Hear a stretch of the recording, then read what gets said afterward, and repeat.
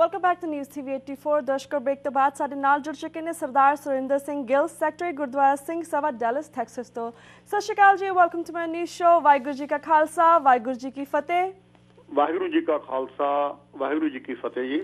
ਵੀਰ ਜੀ, ਅੱਜ ਦੇ ਸ਼ੋਅ ਦੇ ਵਿੱਚ ਅਸੀਂ ਗੱਲਬਾਤ ਕਰ ਰਹੇ ਕਿ 84 ਦੇ ਸਿੱਖ ਕਤਲੇਆਮ ਦੇ ਮਾਮਲੇ 'ਚ ਮੁੱਖ ਦੋਸ਼ੀ ਸੱਜਣ ਕੁਮਾਰ ਨੂੰ ਭਾਰਤ ਦੇ ਦਿੱਲੀ ਕੋਰਟ ਵਿੱਚ ਬਰੀ ਕਰ ਦਿੱਤਾ ਗਿਆ ਹੈ। ਤੁਸੀਂ ਇਸ ਫੈਸਲੇ ਨੂੰ ਕਿਵੇਂ ਵੇਖਦੇ ਹੋ? हाँ जी, मैं इस तो पहला सुन रहा सी भाई जसवंत सिंह होना ने जो काफ़ी डिटेल में दस्सिया जी। वैसे क्योंकि उन्होंने सरकारों तो अगर आप सारा अपना इतिहास वाचीए 47 तो बाद साढ़े नाल जो कुछ भी हो रहा जी, ये उहदा एक हिस्सा ही है।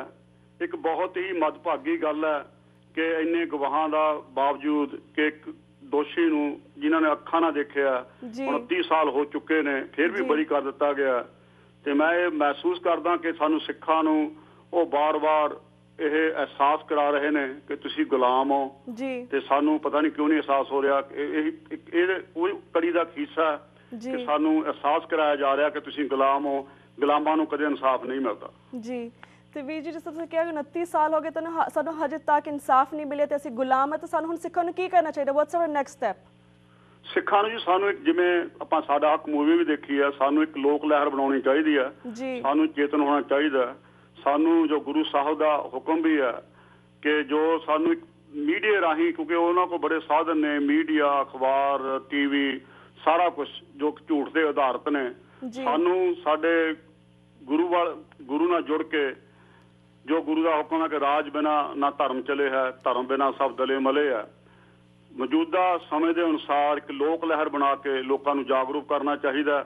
ਇਹ ਹਰ ਸਿੱਖ, ਚਾਹੇ ਉਹ ਕਿਸੇ ਵੀ ਰਾਜਨੀਤਿਕ ਪਾਰਟੀ ਨਾਲ ਜੁੜਿਆ ਹੋਇਆ, ਉਹਨੂੰ ਸਿੱਖੀ ਦਾ ਜੋ ਹੈ ਦੁੱਖ ਸਾਂਝਾ ਸਮਝਣਾ ਚਾਹੀਦਾ ਤੇ ਮਹਾਰਾਜ ਮੂਹਰੇ ਅਰਦਾਸ ਕਰਨੀ ਚਾਹੀਦੀ ਹੈ ਕਿ ਸਾਨੂੰ ਸਾਰਿਆਂ ਨੂੰ, ਚਾਹੇ ਅਸੀਂ ਕਿਸੇ ਵੀ ਕਿਤੇ ਵੀ ਬੈਠੇ ਹਾਂ, ਕਿ ਸਿੱਖੀ ਦਾ ਦਰਦ ਸਾਂਝਾ, ਉਹ ਸਾਂਝਾ ਦਰਦ ਕਿ ਸਾਨੂੰ ਜੋ ਬਾਰ-ਬਾਰ ਤੁਸੀਂ ਆਪਾਂ ਸੋਚ ਕੇ ਦੇਖੀਏ ਕਿ ਜਿਨ੍ਹਾਂ ਨੇ ਆਪਣੇ ਸਿਰ ਦੇ ਸਾਈਂ ਵੀ ਖੋਏ ਨੇ, ਆਪਣੇ ਬੇਟੇ ਖੋਏ ਨੇ ਤੇ ਇੰਨੇ ਸਾਲਾਂ ਤੋਂ ਲਗਾਤਾਰ ਅਦਾਲਤਾਂ ਦੇ ਧੱਕੇ ਖਾ ਰਹੇ ਨੇ ਤੇ ਫਿਰ ਵੀ ਇਨਸਾਫ ਨਹੀਂ ਮਿਲ ਰਿਹਾ। ਤੇ ਇਹਦੇ ਲਈ ਸਾਨੂੰ ਜ਼ਰੂਰ ਹਰ ਸਿੱਖ ਨੂੰ, ਚਾਹੇ ਉਹ ਨੌਜਵਾਨ ਹੈ, ਬਜ਼ੁਰਗ ਹੈ, ਕਿਸੇ ਵੀ ਉਮਰ ਦੇ ਵਿੱਚ ਹੈ, ਜ਼ਰੂਰ ਸੋਚਣਾ ਚਾਹੀਦਾ ਕਿ ਸਾਨੂੰ ਕੀ ਕਰਨਾ ਚਾਹੀਦਾ। ਜੀ ਬਿਲਕੁਲ। ਤੇ ਵੀਰ ਜੀ, ਜਿਸ ਤਰ੍ਹਾਂ ਪ੍ਰੋਫੈਸਰ ਭੁੱਲਰ ਨੂੰ ਸਿਰਫ ਕਨਫੈਸ਼ਨ ਸਟੇਟਮੈਂਟ ਤੇ ਹੀ ਫਾਂਸੀ ਦੀ ਸਜ਼ਾ ਸੁਣਾ ਦਿੱਤੀ ਗਈ ਹੈ, ਵੈਸ ਜਿਹੜੇ ਇਹਨਾਂ ਨੇ ਸੱਜਣ ਕੁਮਾਰ ਦੇ ਖਿਲਾਫ 17 ਗਵਾਹ, ਪੱਕੇ ਗਵਾਹ ਸੀ ਤੇ ਇਹਨਾਂ ਨੂੰ ਫਿਰ ਵੀ ਬਰੀ ਕਰ ਦਿੱਤਾ ਹੈ। ਇਹ ਸਾਡੇ ਸਿੱਖਾਂ ਦੇ ਨਾਲ ਡਬਲ ਸਟੈਂਡਰਡ ਕਿਉਂ ਕਰਦੀ ਹੈ ਇੰਡੀਆ ਦੀ ਗਵਰਨਮੈਂਟ? ਦੇਖੋ ਜੀ, ਇਹ ਤਾਂ ਵੈਸੇ ਤਾਂ ਮੈਂ ਤੁਹਾਨੂੰ ਪਹਿਲਾਂ ਵੀ ਕਿਹਾ ਕਿ ਹੋਟੀ ਸਾਹਿਬ ਨੇ ਵੀ ਜਿਵੇਂ ਦੱਸਿਆ ਕਿ ਮਿਨੋਰਟੀ ਦੇ ਨਾਲ ਤਾਂ ਹਿੰਦੁਸਤਾਨ 'ਚ ਧੱਕਾ ਹੁੰਦਾ ਹੀ ਆ, ਖਾਸ ਤੌਰ ਤੇ ਸਿੱਖਾਂ ਦੇ ਨਾਲ। ਇੱਕ ਐਡੋ ਬੜੀ ਬਦਕਿਸਮਤੀ ਦੀ ਕੀ ਗੱਲ ਹੋ ਸਕਦੀ ਹੈ ਕਿ 133 ਗਵਾਹ ਭੁਗਤੇ ਹੋਣ, ਜਿਨ੍ਹਾਂ ਚੋਂ ਇੱਕ ਵੀ ਗਵਾਹ ਨੇ ਭੁੱਲਰ ਸਾਹਿਬ ਨੂੰ ਪਹਿਚਾਣਿਆ ਨਹੀਂ, ਉਹਨਾਂ ਦੀ ਫਾਂਸੀ ਬਰਕਰਾਰ ਹੈ।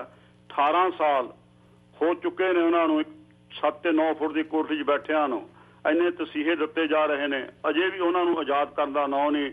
ਉਹਦਾ ਜੋ ਪ੍ਰੋਸੀਕਿਊਟਰ OP ਚੌਧਰੀ ਹੈ ਉਹ ਵੀ ਮੰਨਦਾ, 3 ਜੱਜ ਜੋ ਆਪਾਂ ਸਾਰੇ ਜਾਣਦੇ ਹਾਂ, MP ਸ਼ਾਹ ਜੋ ਪ੍ਰੈਜ਼ਾਈਡਿੰਗ ਜੱਜ ਹੈ, ਉਹ ਵੀ ਐਗਰੀ ਨਹੀਂ ਇਹਦੇ ਨਾਲ। ਨਾਰਮਲੀ ਅੱਜ ਤੱਕ ਇਤਿਹਾਸ ਵਿੱਚ ਹਿੰਦੁਸਤਾਨ ਦੇ ਇਹੀ ਹੋਇਆ ਕਿ 3 ਜੱਜਾਂ ਦੇ ਬੈਂਚ ਵਿੱਚੋਂ ਇੱਕ ਜੱਜ ਐਗਰੀ ਤਾਂ ਉਮਰ ਕੈਦ ਤਬਦੀਲ ਹੋ ਜਾਂਦੀ ਹੁੰਦੀ ਹੈ।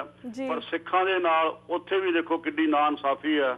ਇਹ ਸਭ ਕੁਝ ਦੇ ਬਾਵਜੂਦ MP ਸ਼ਾਹ ਨੂੰ ਜੋ ਹਿੰਦੂ ਅਖਬਾਰ ਨੇ ਪੁੱਛਿਆ ਤਾਂ ਉਹ ਕਹਿੰਦਾ ਕਿ ਨਾਰਮਲੀ ਇਹੀ ਹੁੰਦਾ, ਮੈਨੂੰ ਪਤਾ ਨਹੀਂ ਇਹ ਕੇਸ 'ਚ ਕਿਉਂ ਨਹੀਂ ਹੋਇਆ ਜੀ। ਤੇ OP ਚੌਧਰੀ ਜੋ ਪ੍ਰੋਸੀਕਿਊਟਰ ਉਸ ਸਮੇਂ ਦਾ, ਉਹ ਵੀ ਕਹਿੰਦਾ ਕਿ ਮੈਂ ਉਸ ਸਮੇਂ ਠੀਕ ਆਪਣੀ ਡਿਊਟੀ ਕੀਤੀ ਆ, ਪਰ ਭੁੱਲਰ ਸਾਹਿਬ ਨੂੰ ਫਾਂਸੀ ਨਹੀਂ ਹੋਣੀ ਚਾਹੀਦੀ। ਪਰ ਫਿਰ ਵੀ ਅਜੇ ਵੀ ਕਦੇ ਕੋਈ ਕੁਛ ਬਿਠਾਇਆ ਜਾਂਦਾ, ਕਦੇ ਕੋਈ ਬਹਾਨੇ ਲਾਏ ਜਾਂਦੇ ਨੇ। ਤੇ ਮੈਂ ਪਹਿਲਾਂ ਵੀ ਜਿਵੇਂ ਗੱਲ ਕਹੀ ਹੈ, ਇੱਕ ਸਾਨੂੰ ਇੱਕ ਤਰੀਕੇ ਨਾਲ ਏਦਾਂ ਚਾਹੁੰਦੇ ਨੇ ਕਿ ਜਲੀਲ, ਬਾਰ-ਬਾਰ ਸਾਨੂੰ ਜਲੀਲ ਕੀਤਾ ਜਾਂਦਾ। ਸਾਨੂੰ ਇਹ ਚੀਜ਼ ਅਹਿਸਾਸ ਹੋਣਾ ਚਾਹੀਦਾ, ਜਿਨ੍ਹਾਂ ਨੇ ਹਿੰਦੁਸਤਾਨ ਦੀ ਆਜ਼ਾਦੀ ਲਈ 90% ਤੋਂ ਉੱਪਰ ਕੁਰਬਾਨੀਆਂ ਦਿੱਤੀਆਂ ਹੋਣ, ਇੰਨਾ ਕੁਛ ਹੋਇਆ ਹੋਵੇ ਤੇ ਇਸ ਮੁਲਕ ਵਿੱਚ ਅਸੀਂ ਬੈਠੇ ਹਾਂ, ਮਾਣ ਵੀ ਕਰਦੇ ਹਾਂ। ਜੋ ਕਰੀਕ ਦੀ ਘਟਨਾ ਦੇਖੋ, 6 ਸਿੱਖ ਉੱਥੇ ਸ਼ਹੀਦ ਹੋਏ ਨੇ, ਅਮਰੀਕਾ ਦੇ ਕਿਸ ਤਰ੍ਹਾਂ ਝੰਡੇ ਵੀ ਝੁਕਾ ਦਿੱਤੇ ਗਏ ਨੇ। ਉੱਥੇ ਕਰੀਬ 3000 ਸਿੱਖ ਤਾਂ ਮੰਨਦੇ ਨੇ, ਜੋ ਗਿਣਤੀ ਇਤੋਂ ਵੀ ਕਈ ਗੁਣਾ ਜ਼ਿਆਦਾ ਹੈ। 3000 ਸਿੱਖ ਮਰੇ ਨੇ, ਉਹਦਾ ਇੱਕ ਵੀ ਕਿਸੇ ਬੰਦੇ ਨੂੰ 29 ਸਾਲ ਵਿੱਚ ਸਜ਼ਾ ਨਹੀਂ ਦਿੱਤੀ ਗਈ। ਜੀ ਬਿਲਕੁਲ। ਤੇ ਵੀਰ ਜੀ, ਤੁਸੀਂ ਸ਼ਹੀਦਾਂ ਦੀ ਗੱਲ ਕਰ ਰਹੇ ਹੋ, ਮੈਂ ਤੁਹਾਨੂੰ ਪੁੱਛਣਾ ਸੀ ਕਿ ਹਰਿਮੰਦਰ ਸਾਹਿਬ ਦੇ ਪ੍ਰਕਰਮਾਂ ਵਿੱਚ ਬਣੇ ਜੂਨ 84 ਦੇ ਸ਼ਹੀਦਾਂ ਦੀ ਯਾਦਗਾਰ ਅੱਜ ਕੱਲ੍ਹ ਬੜੇ ਵਿਵਾਦਾਂ ਦੇ ਘੇਰ ਦੇ ਵਿੱਚ ਹੈ, ਇਸ ਬਾਰੇ ਤੁਸੀਂ ਕੀ ਕਹਿਣਾ ਚਾਹੁੰਦੇ ਹੋ? ਦੇਖੋ ਜੀ, ਇਹਨਾਂ ਨੂੰ ਕਮਾਲ ਦੀ ਗੱਲ ਤੇ ਹੈ, 29 ਸਾਲ ਹੋ ਗਏ ਸਾਨੂੰ ਇੱਥੇ ਇਨਸਾਫ ਨਹੀਂ ਮਿਲਿਆ ਜੀ। ਸਿੱਖਾਂ ਨਾਲ ਲਗਾਤਾਰ ਧੱਕਾ ਹੁੰਦਾ ਹਿੰਦੁਸਤਾਨ ਦੇ ਵਿੱਚ। 1984 ਦੇ ਹਰਮੰਦਰ ਸਾਹਿਬ ਤੇ ਹਮਲਾ ਕੀਤਾ ਗਿਆ। ਜੀ ਇਹ ਕਿ ਸੰਤ ਜਰਨੈਲ ਸਿੰਘ ਉੱਥੇ ਨੇ 37 ਹੋਰ ਗੁਰਦੁਆਰਿਆਂ ਤੇ ਹਮਲਾ ਕੀਤਾ ਗਿਆ। ਸਾਡੀ ਲਾਇਬ੍ਰੇਰੀ, ਸਾਡਾ ਵਿਰਸਾ, ਸਾਡਾ ਇਤਿਹਾਸ ਸਾੜ ਕੇ ਸਵਾਹ ਕੀਤਾ ਗਿਆ ਕਿ ਜਾਣੀ ਬੁੱਝੀ ਸਾਜ਼ਿਸ਼ ਦੇ ਨਾਲ ਜਿਨ੍ਹਾਂ ਮਰਜੀਵੜਿਆਂ ਨੇ ਆਪਾ ਦੇ ਕੇ ਉਸ ਨੂੰ ਉਹਦੀ ਰੱਖਿਆ ਕੀਤੀ ਆ। ਕਿੰਨੀ ਕਮਾਲ ਦੀ ਗੱਲ ਆ ਕਿ ਅਸੀਂ ਉਹ ਆਪਣੇ ਸ਼ਹੀਦਾਂ ਦੀ ਯਾਦਗਾਰ ਵੀ ਨਹੀਂ ਬਣਾ ਸਕਦੇ। ਉਹਦੇ ਲਈ ਵੀ ਇਹਨਾਂ ਨੇ ਇੰਨਾ ਬਵਾਲਾ ਕੀਤਾ ਹੋਇਆ ਕਿਉਂਕਿ ਇੱਕ ਇਹ ਜੋ ਸਾਡਾ ਕਾਤਲ ਜਿਹਨੂੰ ਕਹਿ ਸਕਦੇ ਹਾਂ ਅਸੀਂ, ਹਿੰਦੁਸਤਾਨ ਦੀ ਸਰਕਾਰ, ਇਹ ਆਪਣਾ ਚਿਹਰਾ ਬੇਨਕਾਬ ਹੀ ਰੱਖਣਾ ਚਾਹੁੰਦੇ ਆ, ਪਰਦੇ ਪਿੱਛੇ ਰਹਿਣਾ ਚਾਹੁੰਦੇ ਆ। ਜਦੋਂ ਵੀ ਕੋਈ ਪਰਦੇ ਨੂੰ ਹਟਾਉਣ ਦੀ ਕੋਸ਼ਿਸ਼ ਕਰਦਾ, ਚਾਹੇ ਵਿਦੇਸ਼ਾਂ ਵਿੱਚ ਬੈਠੇ ਸਿੱਖ ਸੱਚਾਈ ਜਾਣਨ ਦੀ ਕੋਸ਼ਿਸ਼ ਕਰਦੇ ਆ, ਤਾਂ ਉਹਨਾਂ ਤੇ ਬੇਵਜ੍ਹਾ ਇਲਜ਼ਾਮ ਲਾਉਂਦੇ ਨੇ, ਉਹਨਾਂ ਨੂੰ ਅੱਤਵਾਦੀ, ਵੱਖਵਾਦੀ ਕਹਿੰਦੇ ਨੇ ਕਿਉਂਕਿ ਸੱਚ ਇਹਨਾਂ ਨੂੰ ਸੁਣਨ ਦੀ ਆਦਤ ਨਹੀਂ ਤੇ ਸਿੱਖ ਸੱਚ ਬਿਨਾਂ ਰਹਿ ਨਹੀਂ ਸਕਦਾ। ਜੀ ਤੇ ਵੀ ਜਿਸ ਗੱਲ ਕੀਤੀ ਕਿ ਪਰਦੇ ਪਿੱਛੇ ਰਹਿਣਾ ਚਾਹੁੰਦੀ ਨਹੀਂ, ਪਰ ਅੱਗੇ ਨੇ ਬਹੁਤ ਸਾਰੇ ਪਪੇਟਸ ਨੇ। ਉਹਨਾਂ ਵਿੱਚੋਂ ਜਿਸ ਤਰ੍ਹਾਂ ਇਹ ਸੁਖਬੀਰ ਸਿੰਘ ਬਾਦਲ ਨੇ ਇਸ ਕੇਸ ਦੇ ਬਾਰੇ ਬੜੇ ਪੋਜ਼ਿਟਿਵ ਬਿਆਨ ਦਿੱਤੇ ਨੇ, ਇਸ ਬਾਰੇ ਅਸੀਂ ਕੀ ਸੋਚੀਏ? ਬੜੀ ਚੰਗੀ ਗੱਲ ਹੈ ਜੀ। ਵੈਸੇ ਮੈਂ ਤਾਂ ਪਹਿਲਾਂ ਵੀ ਕਿਹਾ ਕਿ ਵੈਸੇ ਤਾਂ ਕਿਉਂਕਿ ਜੋ ਕਾਂਗਰਸ ਸਾਡੀ ਦੁਸ਼ਮਣ ਜਮਾਤ ਹੈ, ਇਹਦੇ ਵਿੱਚ ਕੋਈ ਦੋ ਰਾਏ ਨਹੀਂ, ਤੇ ਜੋ ਆਪਣਿਆਂ ਤੇ ਜੋ ਪੰਥਕ ਸਰਕਾਰ ਹੈ ਉਹਨਾਂ ਦਾ ਸਾਨੂੰ ਗਿਲਾ ਵੀ ਹੈ। ਭੁੱਲਰ ਸਾਹਿਬ ਦਾ ਕੇਸ ਵੀ ਹੈ। ਸੁਨੇਸ਼ ਸੈਣੀ ਨੂੰ ਹਰ ਬੰਦਾ ਜਾਣਦਾ ਕਿ ਉਹਨੇ ਕੀ ਕੀਤਾ ਹੋਇਆ। ਭੁੱਲਰ ਸਾਹਿਬ ਦੇ ਮਾਸਟਰ ਦੇ ਫਾਦਰ ਦਾ ਕਾਤਲ ਵੀ ਹੈ। ਇਹ ਹਰ ਬੱਚਾ ਸਿੱਖਾਂ ਦਾ ਜਾਣਦਾ। ਉਹ DIG ਬਣਾਇਆ ਹੋਇਆ। ਅਸੀਂ ਤਾਂ ਸੁਖਬੀਰ ਸਿੰਘ ਨੂੰ ਵੀ, ਬਾਦਲ ਸਾਹਿਬ ਨੂੰ ਵੀ, ਪ੍ਰਕਾਸ਼ ਸਿੰਘ ਬਾਦਲ ਸਾਹਿਬ ਨੂੰ ਵੀ ਇਹ ਬੇਨਤੀ ਕਰਾਂਗੇ ਕਿ ਉਹ ਸਿੱਖ ਨੇ, ਇੱਕ ਸਿੱਖੀ ਹੋਣ ਦੇ ਨਾਤੇ ਜਿਵੇਂ ਇਸ ਚੀਜ਼ ਦਾ ਦਰਦ ਸਮਝਦੇ ਨੇ, ਉਹ ਬਾਕੀ ਵੀ ਸਿੱਖਾਂ ਦਾ ਦਰਦ ਸਮਝਣ। ਮਤਲਬ ਸਿੱਖਾਂ ਦੇ ਹੱਕਾਂ ਲਈ ਅੱਗੇ ਹੋ ਕੇ ਖੜੇ ਹੋਣ। ਕੋਈ ਸਿੱਖ ਤਾਂ ਜੋ ਸਿੱਖਾਂ ਲਈ ਖੜਾ ਹੁੰਦਾ ਉਹਦੇ ਲਈ ਹਮੇਸ਼ਾ ਹੀ ਜਾਨ ਮਾਰਨ ਲਈ ਤਿਆਰ ਰਹਿੰਦਾ। ਕਿ ਅਸੀਂ ਤਾਂ ਇਹੀ ਅਰਦਾਸ ਵੀ ਕਰਦੇ ਹਾਂ, ਬੇਨਤੀ ਵੀ ਕਰਦੇ ਹਾਂ, ਜਿਵੇਂ ਉਹਨਾਂ ਨੇ ਇਸ ਪੁਆਇੰਟ ਤੇ ਸਟੈਂਡ ਲੈਣ ਦੀ ਕੋਸ਼ਿਸ਼ ਕੀਤੀ ਹੈ। ਸਿੱਖਾਂ ਨਾਲ ਹੋਰ ਪੰਜਾਬ ਦੇ ਵਿੱਚ ਵੀ ਜਿੱਥੇ ਵੀ ਧੱਕਾ ਹੁੰਦਾ ਉਹ ਸਿੱਧੇ ਹੋ ਕੇ ਇੱਕ BJP ਦਾ ਲੜ ਛੱਡ ਕੇ ਸਿੱਧਾ ਸਟੈਂਡ ਲੈਣ ਤਾਂ ਬੜੀ ਖੁਸ਼ੀ ਦੀ ਗੱਲ ਹੋਏਗੀ। ਜੀ ਤੇ ਵੀ ਜਿਸ ਤਰ੍ਹਾਂ ਕਿਹਾ ਕਿ ਸਾਡਾ ਧੱਕਾ ਹੁੰਦਾ, ਸਾਨੂੰ ਜਲੀਲ ਕੀਤਾ ਜਾਂਦਾ ਹੈ, ਤੇ ਇਸ ਤੇ ਸਿੱਖ ਕੌਮ ਨੇ ਜਿਹੜੀ ਆਪਾਂ ਸਿੱਖ ਕੌਮ ਦੀ ਲਹਿਰ ਬਣਾਣੀ, ਲੋਕ ਲਹਿਰ ਬਣਾਣੀ, ਇਹ ਬਾਹਰਲੇ ਸਿੱਖ ਕਿਸ ਤਰ੍ਹਾਂ ਬਣਾ ਸਕਦੇ ਨੇ? ਬਾਹਰਲੇ ਸਿੱਖਾਂ ਜੀ ਪਹਿਲੇ ਤਾਂ ਸਭ ਤੋਂ ਬੜੀ ਇਹ ਸਾਡੀ ਅਰਦਾਸ ਵੀ ਆ ਕਿ ਸਾਨੂੰ, ਮੈਂ ਜਿਵੇਂ ਪਹਿਲਾਂ ਵੀ ਕਿਹਾ ਵੀ ਚਾਹੇ ਤੁਸੀਂ ਕਿਸੇ ਵੀ ਰਾਜਨੀਤਿਕ ਪਾਰਟੀ ਨਾਲ ਜੁੜੇ ਹੋਏ ਹੋ ਜਾਂ ਸਾਨੂੰ ਧੜੇਬੰਦੀਆਂ ਛੱਡ ਕੇ ਇੱਕ ਹੋ ਕੇ ਗੁਰੂ ਦੇ ਹੁਕਮ ਅਨੁਸਾਰ ਸਾਨੂੰ ਇੱਕ ਹੋ ਕੇ ਹੱਕ ਸੱਚ ਲਈ ਇੱਥੇ ਅਮਰੀਕਾ ਵਿੱਚ ਰਹਿੰਦੇ ਹੋਏ, ਅਮਰੀਕਾ ਦੇ ਕਾਨੂੰਨਾਂ ਦਾ ਪਾਲਣ ਕਰਦੇ ਹੋਏ ਕੰਪਲੀਟਲੀ ਜੋ ਵੀ ਅਸੀਂ ਇਹਨਾਂ ਲੋਕਾਂ ਨੂੰ ਜਾਗਰੂਕ ਕਰਨਾ ਕਿ ਸਿੱਖਾਂ ਨਾਲ ਕੀ ਹੁੰਦਾ। ਜਿਵੇਂ ਹੁਣ ਸਿੱਖ ਕਾਕਸ ਬਣੀ ਆ, ਬੜੀ ਖੁਸ਼ੀ ਦੀ ਗੱਲ ਹੈ। 29 ਕਾਂਗਰਸਮੈਨ ਸ਼ਾਮਲ ਹੋਏ ਨੇ, ਇੱਕ ਬਹੁਤ ਵਧੀਆ ਉਪਰਾਲਾ ਹੈ। ਇਹਦੇ ਲਈ ਵੀ ਇਹਨਾਂ ਨੂੰ ਬੜਾ ਬੁਰਾ ਲੱਗ ਰਿਹਾ। ਮੈਂ ਹਿੰਦੁਸਤਾਨ ਦੇ ਅਖਬਾਰ ਪੜ੍ਹਦਾ ਸੀ, ਉਹ ਕਹਿੰਦੇ ਨੇ ਜੀ US ਵਾਲੇ ਜੋ ਕਾਂਗਰਸਮੈਨ ਨੇ ਖਾਲਿਸਤਾਨੀਆਂ ਦੇ ਨੇੜੇ ਹੋ ਗਏ। ਦੇਖੋ, ਆਜ਼ਾਦੀ ਤਾਂ ਹਰ ਇੱਕ ਬੰਦੇ ਦਾ ਫੰਡਾਮੈਂਟਲ ਰਾਈਟ ਹੁੰਦਾ ਤੇ ਇਹ ਆਜ਼ਾਦੀ ਆਪਾਂ ਨੂੰ ਜਿਵੇਂ ਲੋਕ ਲਹਿਰ ਬਣਾ ਕੇ ਤੇ ਮਹਾਰਾਜ ਬਖਸ਼ਿਸ਼ ਕਰੇ।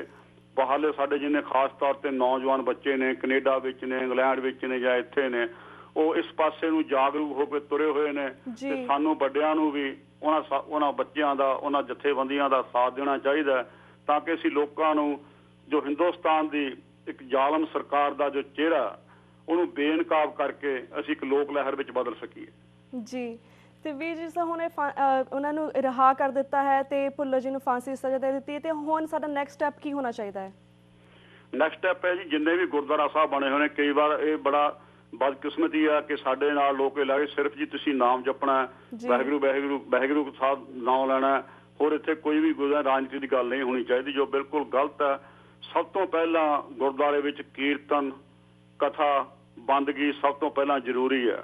ਪਰ ਸਿੱਖਾਂ ਨਾਲ ਹੁੰਦੇ ਧੱਕੇ ਗੁਰੂ ਸਾਹਿਬ ਦੇ ਸਮੇਂ ਤੋਂ ਹੀ ਅਕਾਲ ਤਖ਼ਤ ਦੇ ਉੱਤੇ ਵੀ ਸਮੇਂ ਦੇ ਸਿਰ ਗੁਰਦੁਆਰਿਆਂ ਰਾਹੀਂ ਸਾਨੂੰ ਲੋਕਾਂ ਨੂੰ ਜਾਗਰੂਕ ਕਰਨਾ ਚਾਹੀਦਾ, ਮਿਸਗਾਈਡ ਨਹੀਂ ਕਰਨਾ ਚਾਹੀਦਾ, ਸੱਚੋ ਸੱਚ ਦੱਸਣਾ ਚਾਹੀਦਾ।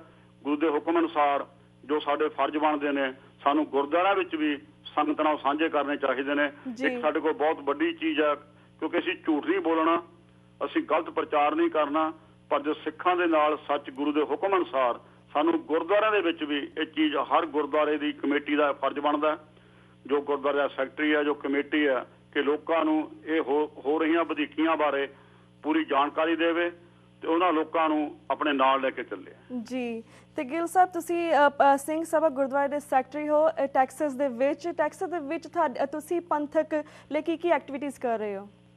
ਅਸੀਂ ਹੁਣੇ ਜੀ ਫਿਲਹਾਲ ਲਾਸਟ ਫਰਾਈਡੇ ਅਸੀਂ ਹੂਸਟਨ ਦੇ ਵਿੱਚ ਵੀ ਇੱਕ ਜੋ ਭੁੱਲਰ ਸਾਹਿਬ ਦੇ ਲਈ ਮਤਲਬ ਪ੍ਰੋਟੈਸਟ ਵੀ ਕੀਤਾ ਐਮਬੈਸੀ ਦੇ ਅੱਗੇ ਜੀ ਤੇ ਅਸੀਂ ਸਮੇਂ-ਸਮੇਂ ਸਿਰ ਜੋ ਵੀ ਕੌਮ ਦੀ ਗੱਲ ਹੁੰਦੀ ਆ ਜਾਂ ਕਾਂਗਰਸਮੈਨਾਂ ਨਾਲ ਕੰਟੈਕਟ ਕਰਨਾ ਹੁੰਦਾ ਜਾਂ ਕੋਈ ਵੀ ਇੱਥੇ ਅਮਰੀਕਾ ਦੇ ਵਿੱਚ ਵੀ ਜਿਵੇਂ ਹੁਣ ਬੋਸਟਨ ਦੇ ਵਿੱਚ ਹੀ ਆਪਣੇ ਜੋ ਇੱਕ ਮੈਰਾਥਨ ਦੇ ਵਿੱਚ ਹੋਇਆ ਉਹਦੇ ਲਈ ਕੈਂਡਲ ਲਾਈਟ ਵਿਜਲ ਵੀ ਕੀਤਾ। ਅਸੀਂ ਇੱਥੇ ਕਾਂਗਰਸਮੈਨਾਂ ਨੂੰ ਇੱਥੋਂ ਦੇ ਜੋ ਲੋਕਲ ਲੀਡਰ ਨੇ ਉਹਨਾਂ ਦੇ ਨਾਲ ਸਾਡੇ ਨੌਜਵਾਨਾਂ ਰਾਹੀਂ ਕੰਟੈਕਟ ਕਰਦੇ ਰਹਿੰਦੇ ਆ ਤੇ ਉਹਨਾਂ ਨੂੰ ਜਾਗਰੂਕ ਦੱਸਦੇ ਰਹਿੰਦੇ ਆ ਕਿਉਂਕਿ ਇੱਥੇ ਅਸੀਂ ਮੁੱਖ ਧਾਰਾ ਨਾਲ ਜੁੜੇ ਹੋਏ ਆ। ਇੱਥੇ ਕੁਝ ਵੀ ਕੋਈ ਇਹੀ ਚੀਜ਼ ਵਾਪਰਦੀ ਆ ਉਹਦੇ ਲਈ ਵੀ ਅਸੀਂ ਮਤਲਬ ਸਪੈਸ਼ਲ ਪ੍ਰੋਗਰਾਮ ਕਰਦੇ ਆ ਜਿਹਨਾਂ ਲੋਕਾਂ ਨੂੰ ਜਾਣਕਾਰੀ ਦੇਣ ਲਈ ਤੇ ਸਮੇਂ-ਸਮੇਂ ਸਿਰ ਅਸੀਂ ਹਿੰਦੁਸਤਾਨ ਦੇ ਵਿੱਚ ਜੋ ਵੀ ਵਾਪਰਦਾ ਉਹ ਸਟੇਜਾਂ ਰਾਹੀਂ ਲੋਕਾਂ ਨੂੰ ਜਾਣੂ ਕਰਾਉਂਦੇ ਰਹਿੰਦੇ ਆ। ਜੀ ਤੇ ਵੀਰ ਜੀ ਸਾਡਾ ਵਕਤ ਸਮਾਪਤੀ ਵੱਲ ਜਾ ਰਿਹਾ ਪਰ ਅਸੀਂ ਚਾਹਾਂਗੇ ਐਟ ਦੀ ਐਂਡ ਤੁਸੀਂ ਟੀਵੀ 84 ਦੇ ਮਾਧਿਅਮ ਰਾਹੀਂ ਸਿੱਖ ਕੌਮ ਨੂੰ ਮੈਸੇਜ ਜ਼ਰੂਰ ਦਿਓ। ਅਜੇ ਅਸੀਂ ਤਾਂ ਮੈਂ ਤਾਂ ਇਹੀ ਕਹੂੰਗਾ ਇੱਕ ਨਵਾਣਾ ਜਿਹਾ ਸਿੱਖ ਹੋਣ ਦੇ ਨਾਤੇ ਕਿ ਆਪਾਂ ਅਰਦਾਸ ਕਰੀਏ ਆਪਣੇ ਬੇਸ਼ੱਕ ਕੋਈ ਵੀ ਮਤਭੇਦ ਹੋਣ ਆਪਣਾ ਗੁਰੂ ਇੱਕ ਹੈ, ਗੁਰੂ ਗ੍ਰੰਥ ਸਾਹਿਬ ਇੱਕ ਹੈ, ਸ਼ਬਦ ਗੁਰੂ ਇੱਕ ਹੈ ਤੇ ਆਪਾਂ ਆਪਣੇ ਆਪਣੇ ਜਗ੍ਹਾ ਤੇ ਬੈਠੇ ਆਪਣੇ ਆਪਣੇ ਗੁਰਦੁਆਰਾ ਸਾਹਿਬਾਂ ਦੇ ਵਿੱਚ ਬੈਠੇ ਸੰਚਾਰੂ ਤਰੀਕੇ ਨਾਲ ਵਧੀਆ ਤਰੀਕੇ ਨਾਲ ਪ੍ਰਬੰਧ ਕਰੀਏ। ਪਰ ਸਿੱਖੀ ਦਾ ਜਿੱਥੇ ਕੋਈ ਦਰਦ ਦੀ ਗੱਲ ਹੈ ਸਿੱਖੀ ਨੇ ਜਿੱਥੇ ਵਧੀਕੀਆਂ ਹੁੰਦੀਆਂ ਨੇ ਉੱਥੇ ਸਾਨੂੰ ਸਾਰਿਆਂ ਨੂੰ ਇਕੱਠੇ ਹੋ ਕੇ ਮਿਲ ਕੇ ਚੱਲਣਾ ਚਾਹੀਦਾ। ਇਹ ਮੇਰੀ ਅਰਦਾਸ ਵੀ ਹੈ ਤੇ ਬੇਨਤੀ ਵੀ ਹੈ। ਜੀ ਤੇ ਵੀਰ ਜੀ ਇਸ ਦੇ ਨਾਲ ਹੀ ਮੈਂ ਤੁਹਾਡੇ ਕੋਲ ਇਜਾਜ਼ਤ ਲੈਣੀ ਹੈ। ਟਾਈਮ ਨਾਲ ਫਿਰ ਤੋਂ ਤੁਹਾਡੇ ਨਾਲ ਗੱਲਬਾਤ ਕਰਾਂਗੇ। ਤਦ ਤੱਕ ਲਈ ਸਤਿ ਸ਼੍ਰੀ ਅਕਾਲ। ਵਾਹਿਗੁਰੂ ਜੀ ਕਾ ਖਾਲਸਾ ਵਾਹਿਗੁਰੂ ਜੀ ਕੀ ਫਤਿਹ। ਤੇ ਵੀਅਰਸ ਇਸ ਦੇ ਨਾਲ ਮੈਂ ਤੁਹਾਡੇ ਕੋਲ ਇਜਾਜ਼ਤ ਲੈਣੀ ਹੈ। ਕੱਲ ਨੂੰ ਮਿਲਾਂਗੇ ਸੇਮ ਟਾਈਮ ਸੇਮ ਸ਼ੋ ਤੇ ਤਦ ਤੱਕ ਲਈ ਸਤਿ ਸ਼੍ਰੀ ਅਕਾਲ। ਵਾਹਿਗੁਰੂ ਜੀ ਕਾ ਖਾਲਸਾ ਵਾਹਿਗੁਰੂ ਜੀ ਕੀ ਫਤਿਹ।